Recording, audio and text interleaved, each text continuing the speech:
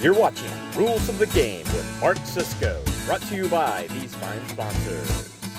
Grand Lake Roofing, Fowler's TV, Family Audiology Associates, American Legion Post 323, Varsity Lanes, ROG Equipment Rental, Spring Street Storage, Mr. Bank, Plus One Professionals, Albert Sporting Goods. You are renovating St. Mary's Foundry, Mary Chap Auto Sales, Tap House at the Square, CSC, including Plumbing and Heating, Roots Pub, Dr. Mike Compton, Guaneri's Pizzeria, and DFW Post 9289. Hello and welcome to Rules of the Game with Mark Cisco, where every week we bring you local former official Mark Cisco here to look at some calls from the previous week's game and also answer some general officiating questions. Mark, thanks for being here. Zach, it's always a pleasure to be here with you. Mark, I wanted to jump in. First of all, this was St. Mary's this week with Celina at Celina. It's a very unique field. It's an older field with not a lot of space on the sidelines. We had some people and some questions about interference on the sidelines with maybe a camera person or somebody that represents it can happen. Local media. It can happen. Yes, the Celina field, which, by the way, I really did like working at that field. It's close. It's confined. It's all right. There's no track or anything. The fans are right there. It was a nice field to work on. But it does present problems because there's not a lot of room. The kids are close to the sideline. The coaches are close to the sideline. The chain crew's got very little room to work. So there's issues there.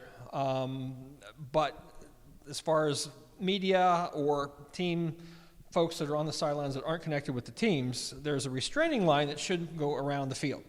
And that restraining line should not be crossed by anybody that's not connected with the players or the teams. That's what the restraining line is there for. If an official would happen to run into somebody, cameraman or newspaper, whoever it might be, there could be dire consequences for both the official and the media or whoever you want. It's not a good situation. Somebody's going to get hurt. Right. So, and we can't do anything about that. The most we can do as officials would be go to the game management. Most of the time it's the AD and say, look, this person did this. You're either going to have to move him back or get him out of the cozy confines of the field. And that's about all we can do right there. And if they refuse to do that, our only recourse is to stop the game and go, we're not playing until something's done. I never had to do that. Yeah. But that's our only recourse. And pretty soon, if you do that, then the ADs take notice. Well, hopefully for safety's sake, you never have to do something like that, and it's just a warning or just a hey, let's be careful and watch our sidelines. Correct. That brings up a different question that I have is I thought that I had heard of bands getting unsportsmanlike conduct or fans for getting a call if they're I guess in the band case I thought like they were blaring their music while the other team was playing. That happens. Is that illegal? Is that a penalty? That is not a foul that we can call on any band. That's not. Has it happened in the past that maybe an official's got overzealous and say, hey, we're going to flag you for not? It's possible, but our regulations and say the best we can do there is get a hold of local game management, again, AD probably, and say, look, they shouldn't be, according to regulations, they can't be playing while the other team are calling snap counts, things of that nature, which sometimes is frustrating to us. The coaches should know that, but nobody says a word for some odd reason. Yeah. Right? So we've even had bands play while their own team has a football, which entirely befuddles me because that's just why the coach wouldn't put a stop to that is beyond me. But hey. So there is regulations, not rules, but regulations, OSHA regulations in the football area that are supposed to prevent that sort of thing. And the regulations aren't necessarily enforced by the officials; they're enforced by the ADs. Home management, but game management. But yes. Officials sometimes have to talk to the ADs about making sure those regulations are enforced. Correct. Okay. Yep. Well, thank you very much. I think that's one area that I've thought about but never really asked on the show. So no problem. That's why we do this show. That's right. We're going to take a quick break. When we come back, we're going to look at several clips from the game against Celina. We don't have quite as many calls as last week, but we've got some really interesting ones to look at and some big plays, I think. Looking forward to it. We'll be back right after this. You're watching Rules of the Game with Mark Cisco, brought to you by these fine sponsors. Grand Lake Roofing, Fowler's TV, Family Audiology Associates, American Legion Post 323, Varsity Lanes, ROG Equipment Rental, Spring Street Storage, Mr. Bank, Plus One Professionals, Albert Sporting Goods. You are renovating St. Mary's Foundry, Mary's Staff Auto Sales, Tap House at the Square, CSC, including Plumbing and Heating, Roots Pub, Dr. Mike Compton, Gwinnerick Pizzeria, and DFW Post 9289. Welcome back to Rules of the Game with Mark Cisco. Thank you to all of our sponsors for sponsoring this show and all of our programs. We try to bring Rider Nation Station every Friday night for the Rough Rider football game. This week, Mark, we had St. Mary's and Celina. Unfortunately, St. Mary's came up on the losing end of this match. It was a lot closer game than I think the final score made it look like, but it was still basically a one-score game until the fourth quarter. But we're going to jump right into some of the clips here. Okay, great. This first one was a holding call on Celina. I think you'll see right here sort of in the middle of the field, the Celina defender pulls down one of the guys, and you can see the flag come out right there. It was. I mean, it looked like it was a grab and restrict sort of situation. We'll take a look at it again here and see what's up. Yeah, he lands on top of him, but did he pull him down? Was he just overpowered? Probably pulled him down. The official was standing right there and took a look at that. And if he had the hands in the jersey, then, it was... To him, it was obvious, and it's probably a good call. We got another angle here from the back. What's interesting is this is one of two Celina touchdowns that were called back on a penalty. So I guess, as I say, it was a close game. It could have been a lot worse for St. Mary's if some of these calls didn't happen early on. Yeah, and the point of attack is right there, right opened up. So the umpire is looking right at that and decides that it is a foul. Again, we're a little bit farther away, and he must have saw something that created that because he was pretty sure of himself right there. So, yeah, good call. Now, just to follow up on what we talked about last week, so since that holding call was past the line of scrimmage, that goes 10 yards from that point? Correct. Okay. If it was beyond, that would have been 10 yards from that spot. If the foul had occurred at the line of scrimmage or behind it, we'd have went right back to the line of scrimmage. So I don't know, did they penalize it? I think it was penalized. I think it was penalized correctly, if I recall. I just was trying to remember the rules as we were going. So if it's behind the line, it goes back up to the line of scrimmage. If it's in front of the line, then it goes from that spot. But if the ball carrier had been tackled behind the line, now we're going to have a different situation as well. This ball carrier scored, so we're coming basically back to the spot of the foul because we were beyond the line of scrimmage. So gotcha. You were thinking correctly. Okay. We're going to look at this next call, just a pretty simple encroachment call from on St. Mary's. I say encroachment, but is that the right terminology in high school? That is the absolute correct terminology. There's no such thing as offsides in high school football. Encroachment is the correct term. You can see it was the left defensive tackle from St. Mary's. He was thinking snap count and wasn't watching the football, and that's what happens. Your ears tuned to it, and they change the snap count, and all of a sudden we're moving, and there's no going back. I do think there was a little bit of movement on the Celina offensive line here. But if let's just see. Watch a little bit of a. Well, maybe not. Maybe. We're going to call the encroachment. That was an obvious type situation. Yeah. Let's just see if this guy out here on the end moves. Didn't see there. Not too much. I think actually what I was thinking of was that the line was a little bit offsides. Tough angle right there. This came up a little bit. Joe asked during the game, but there is no neutral zone in high school football. There is a neutral zone. The neutral zone is the length of the football, 11.5 inches. That's the neutral zone when you have the ball marked for scrimmage play right there. So unless the Celina offensive person moved during that jump, should it not be? Well, the offensive lineman, there's nobody that can be in the neutral zone except the center with his hands on the football. Okay. And the center cannot be over the football, but he can have his hands obviously on the football to snap it, but he can't be over the ball. And neither can any of the offensive linemen. They can't put a hand in that neutral zone. The receivers can't put a foot in it. Now, receivers split wide. Do we give them a little bit more latitude? Yes, because we're split wide. But linemen with their hands over the football, the first time we might go in there and say, look, you got to back up, and we'll warn the coach. There will be no further warnings. And so we're not going to get that called unless it's egregious.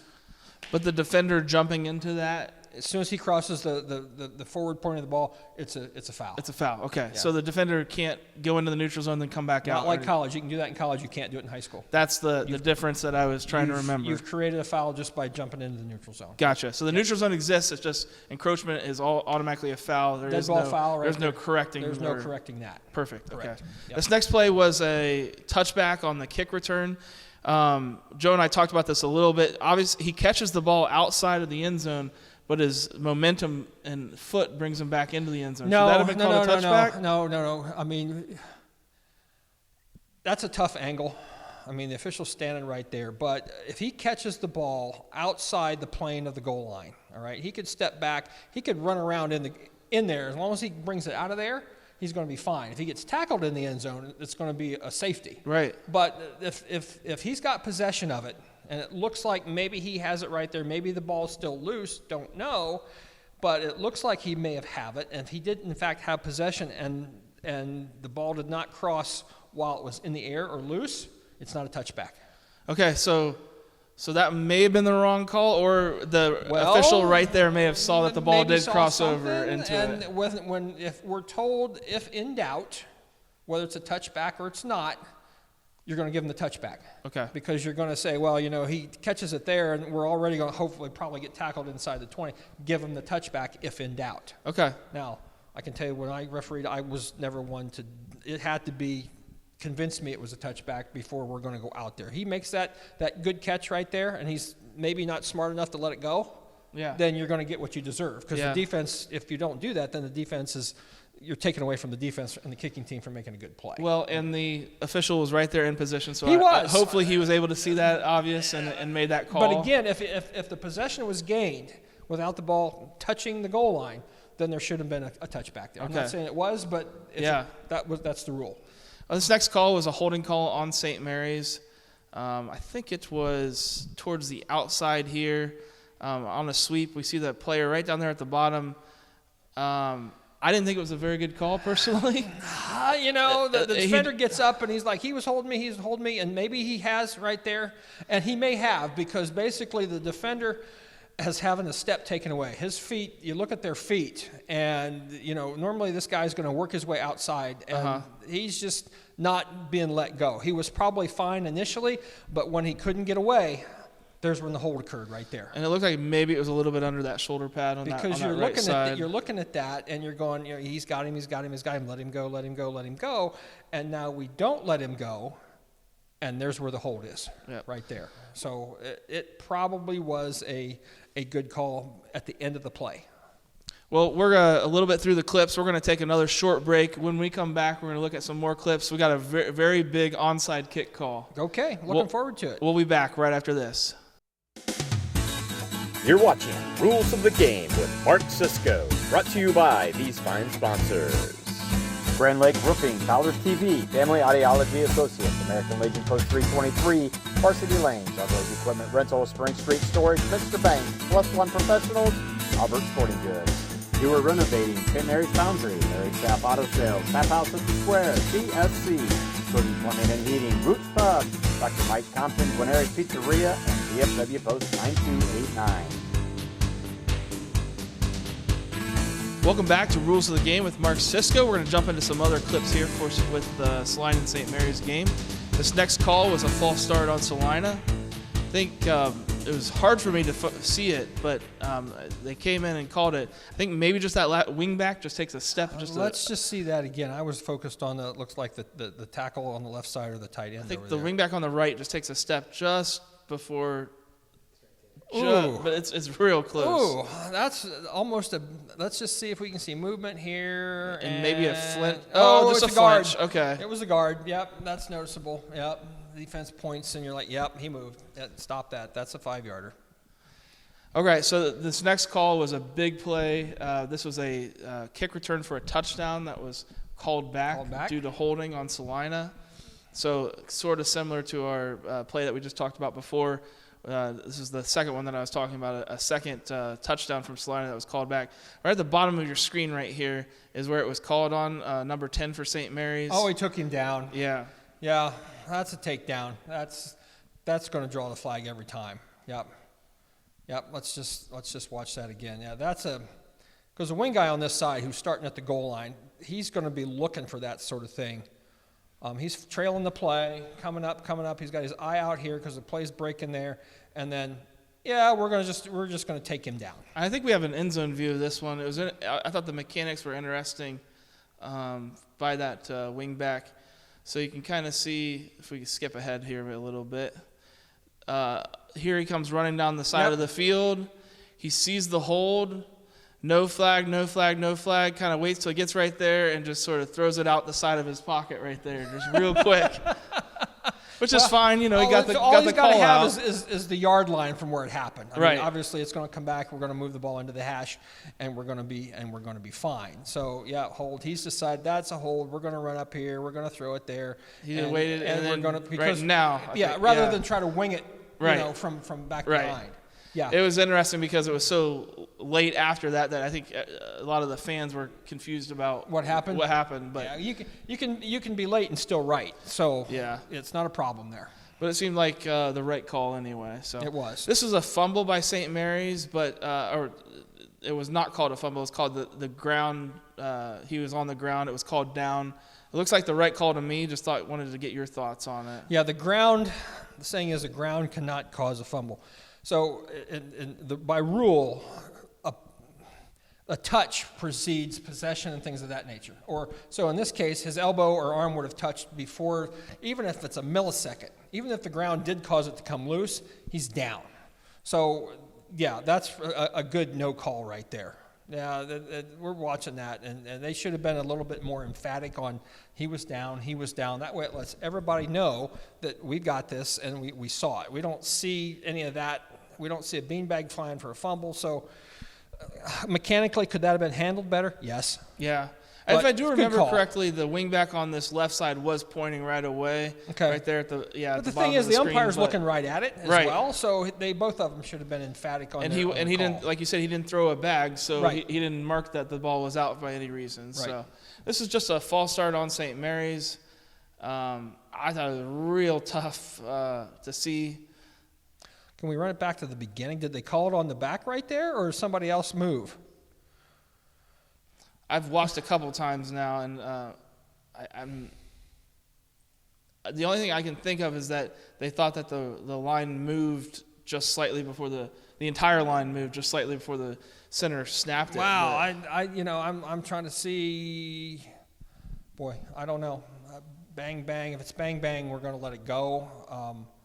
I don't think the running back started the cause because we got the headlines or the line judge over here throwing the flag. So it's like he must have saw something, a twitch or something. I don't know, but yeah, and he looks towards the tight end or the wing back to get a number. But I watched it over and over last night, and I didn't see anything. So wanted to make sure I wasn't crazy here. And when you're watching film, they tell you if you got to run it back and run it back and run it back, maybe it didn't happen. Yeah.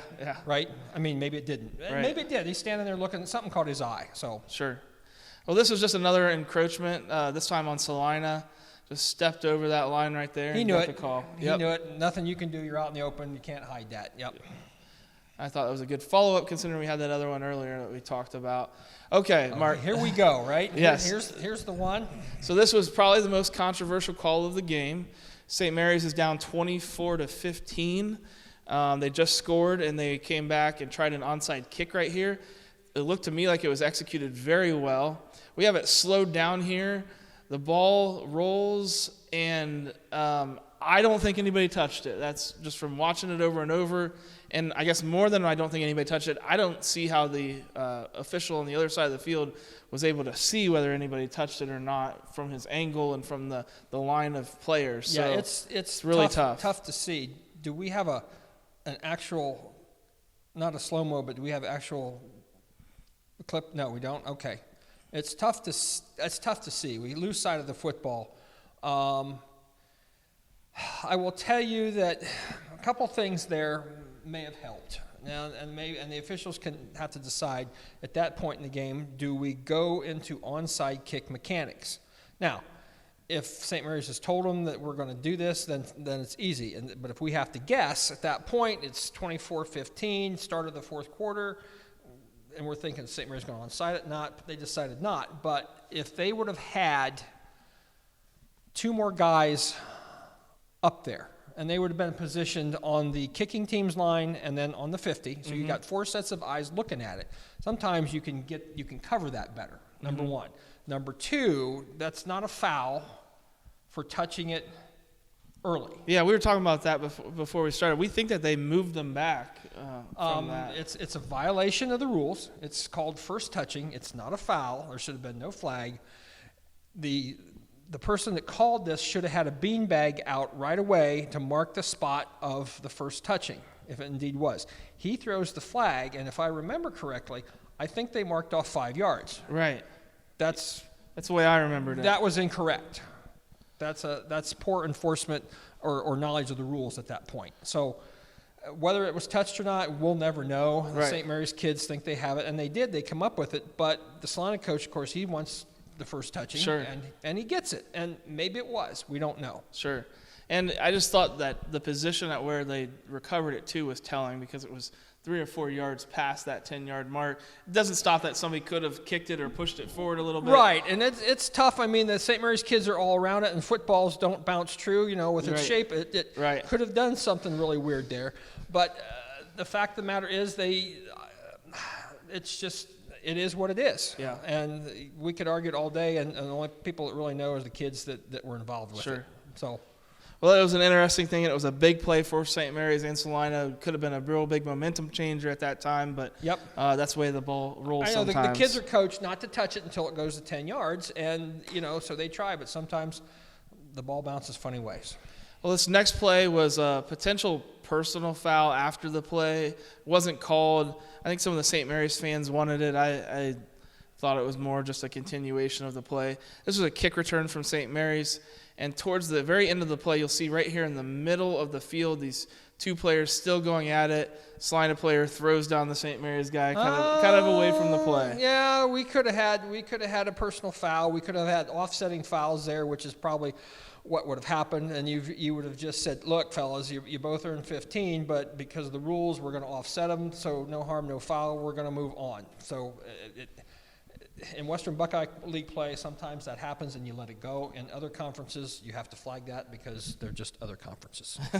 So, And if you don't flag that, it kind of takes off from there. if that would have been early in the game, it would have been something else. And he just judged it not to be flag worthy. And okay, away we go. Well, this last call was towards the end of the game. Kind of St. Mary's' last chance at maybe getting down, getting a score, and making things interesting. Unfortunately, there's a fumble from St. Mary's.